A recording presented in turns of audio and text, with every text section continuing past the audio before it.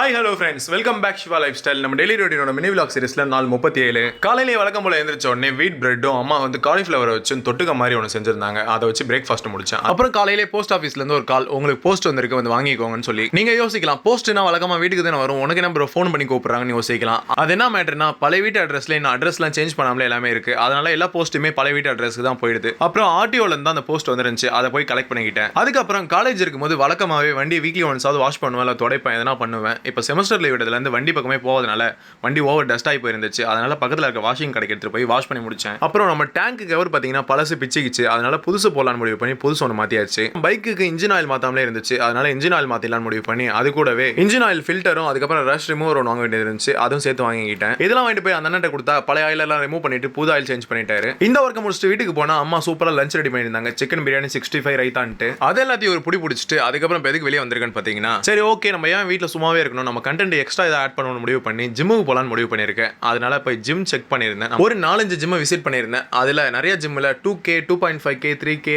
அப்படின்னு monthly fees எல்லாம் இருந்துச்சு. சரி ஓகே நம்ம பண்ண போகிறது என்னமோ ஒரு 1 hour தான், அதுக்கேற்ற மாதிரி பார்த்து ஒரு ஜிம்மை சூஸ் பண்ணணும்னு பார்த்து முடிவு பண்ணி ஜாயின் பண்ணியாச்சு. அது எந்த ஜிம்ன்றது அடுத்த வீடியோவில் சொல்கிறேன். அப்புறம் சடனாக ஒரு விஷயம் ஸ்ட்ரைக் ஆச்சு. என்ன விஷயம்னு பார்த்தீங்கன்னா, ஒரு 100 days வந்து ஜிம் சேலஞ்ச் வீடியோஸ் பண்ணலான்னு இருக்கேன். அந்த 100 days சேலஞ்சுக்கு ஒரு நல்ல நேமாக பார்த்து சூஸ் பண்ணி சொல்லுங்க. அந்த நேம் வச்சு ஒரு சீரிஸ் பண்ணலாம். அது ஒரு பக்கம் இருக்கட்டும். நம்ம அம்மாவுக்கு ஸ்கூட்டி வாங்கி ஒரு 100 கிலோமீட்டர் ஓடிட்டாங்க. பட் ஆனால் இன்ன வரைக்கும் ஃபிட்டிங் போடாமலே இருக்கு. ஓகே ஃபிட்டிங் போலான்னு முடிவு பண்ணி வண்டி எடுத்துட்டு போயிட்டு கடையில் விட்டாச்சு. அப்புறம் வண்டியை பார்ட்டாக பிரித்து எந்தெந்த ஃபிட்டிங் எங்கே போடணுமோ அதை அங்கங்கே போட்டுட்டு வண்டியை பக்காவாக ரெடி பண்ணி கொடுத்துட்டாங்க. அதெல்லாம் போட்டு முடிச்சுட்டு அதுக்கப்புறம் வீட்டுக்கு போனால் எங்கள் அண்ணா பார்த்தீங்கன்னா சர்ப்ரைஸாக பீட்சா வந்து ஆன்லைனில் ஆர்டர் போட்டாங்க. வீட்டுக்கு வந்ததுக்கப்புறம் தான் தெரியுது பீட்சா வந்து வாங்கியிருக்காங்கன்றது.